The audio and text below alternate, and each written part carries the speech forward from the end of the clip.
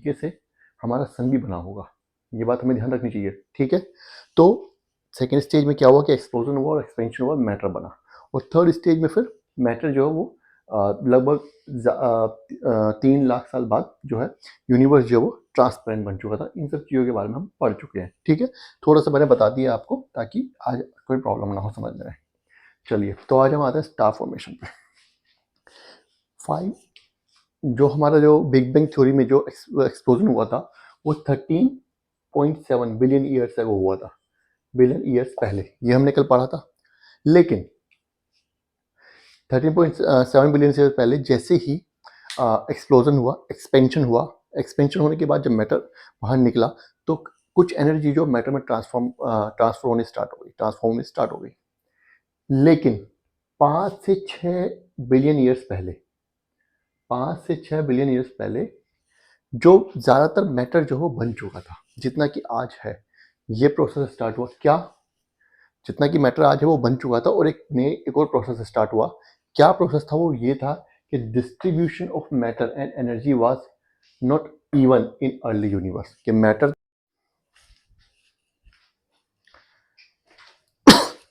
तो हमने भी पढ़ा कि 5 to 6 बिलियन ईयर्स अगो जो हमारे यूनिवर्स में मैटर बना, matter was transform from energy. तो एनर्जी और मैटर उस टाइम पे दोनों प्रेजेंट था हमारे यूनिवर्स में, जिसकी वजह से और अनइवन था, ठीक है, उसका डिस्ट्रीब्यूशन अनइवन डिस्ट्रीब्यूशन था।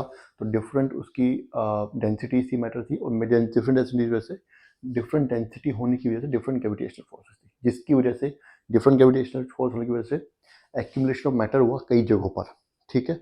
और उन जगहों पर क्या हुआ जहाँ पे एक्यूमुलेशन ऑफ मैटर था, बेसिस बना गैलेक्सीज के लिए। ये हम अभी तक क्लियर हो चुका है, हम समझ चुके हैं।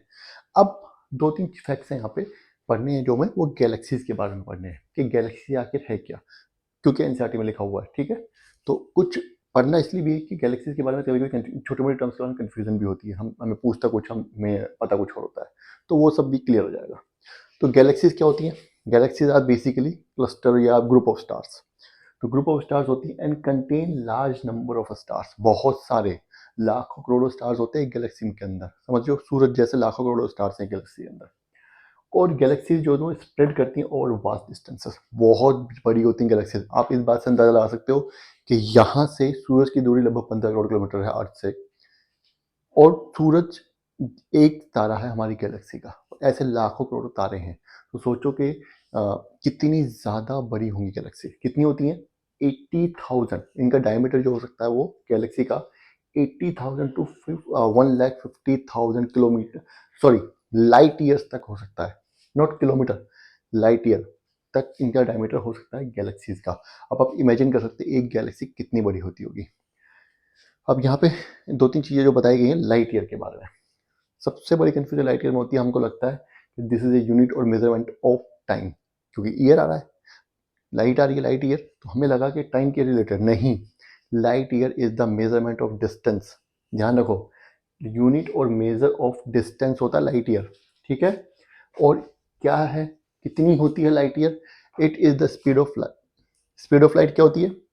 3000 किलोमीटर है पर सेकेंड।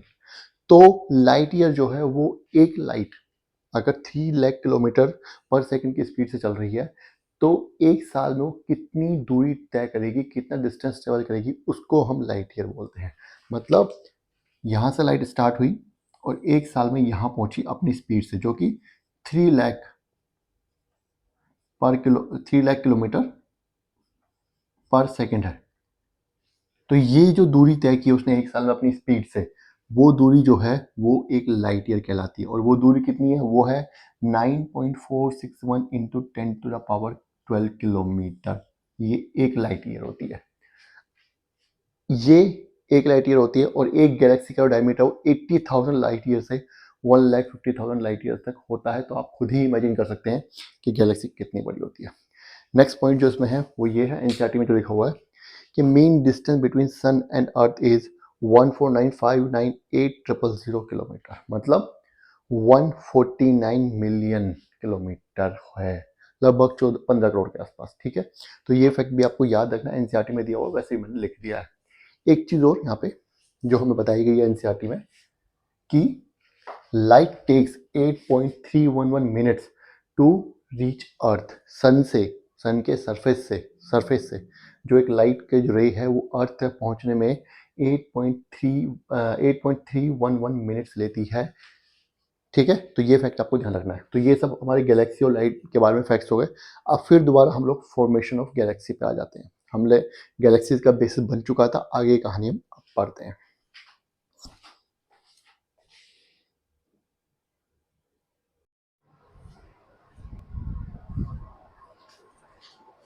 चलिए, हमने गैलेक्सीज के बारे में पढ़ लिया, ये भी पढ़ लिया कि because of different densities and gravitation forces एक बेसिस बन एक्यूमुलेशन ऑफ मैटर हुआ। मैटर का मतलब डस्ट और गैसेस, और डस्ट और गैसेस के एक्यूमुलेशन की वजह से एक बेसिस बन गया form, because basis for the formation of galaxies, उसका डेवलपमेंट हो गया था। इतना हमने पढ़ लिया है। अब क्या हुआ, जैसे वो डेवलपमेंट तो बेसिस तो बन गया, अलग अलग जगहों पे बहुत सारे इस तरीके से बेसिस बन गए हैं, अलग अलग जगहों पे डेवलपमेंट हो गई है उनकी बेसिस की। अब ये आगे जाकर गैलेक्सीज में कन्वर्ट हुए। कैसे? A galaxy start to form by accumulation of hydrogen gas in the form of very large cloud. हमें पता है आज भी यूनिवर्स में सबसे ज्यादा हाइड्रोजन गैस है, डस्ट भी है, बाकी गैसेस भी हैं, लेकिन सबसे ज्यादा क्या है? Universe gas. तो ये क्या बोल रहा है कि गैलेक्सी की फॉर्मेशन जो स्टार्ट हुई बाय द एक्यूमुलेशन ऑफ मतलब इकट्ठा होना मैटर का। मैटर में गैस भी हो सकती है, डस्ट भी हो सकती है।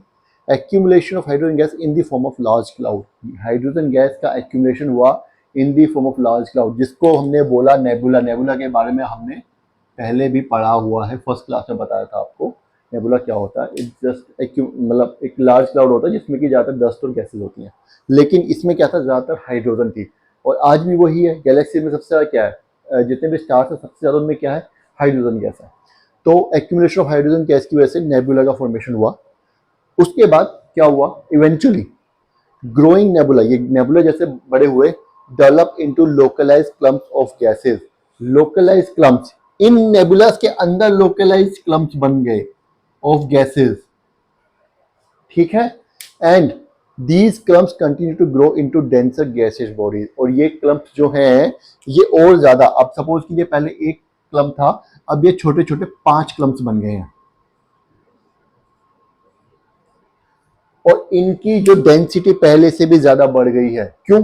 एक्यूमुलेशन हो रहा है, एक जगह इकट्ठे हो रहे हैं। मान लीजिए पहले इतनी बड़ी जगह पे थे, अब वो छोटे छोटे 5 जगहों पे हो गए, तो इनकी डेंसिटी बढ़ गई है, और ये एक जगह इकट्ठे हो गए, 5 बॉडी बन चुकी हैं, या एग्जाम्पल के लिए 5 बॉडी या कितनी भी।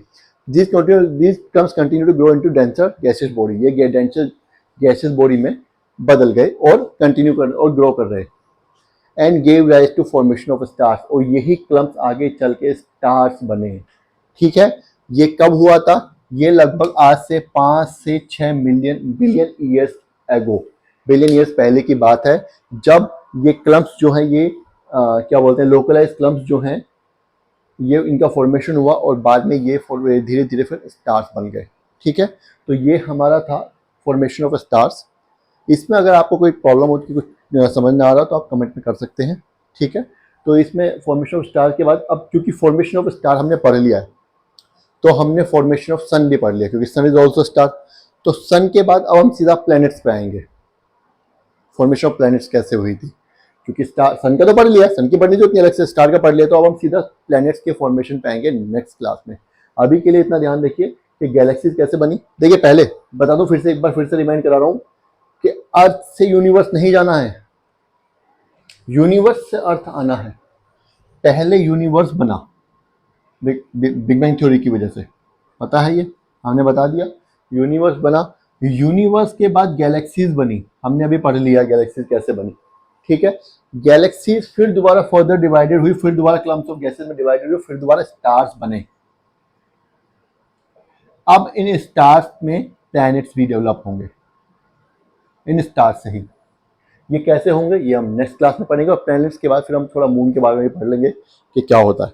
तो फिलहाल आप इन सबको पढ़िए, बार बार क्लासेस देखिए, रिवाइज कीजिए, एनसीईआरटी पढ़िए। कोई क्वेश्चन अगर राइज होता है, अगर आपको कुछ समझ नहीं आता है, तो प्लीज़ आप कमेंट कर दीजिए, आपको उसको आंसर मिल जाएगा। या अगर मान लीजिए कुछ बड़ी प्रॉब्लम होगी जो मुझे लगेगा कि हाँ बताने लायक है, तो मैं उसके ऊपर एक वीडियो ही बना दूंगा। तो फिलहाल आप इसको रिवाइज कीजिए। ठीक है, थैंक यू।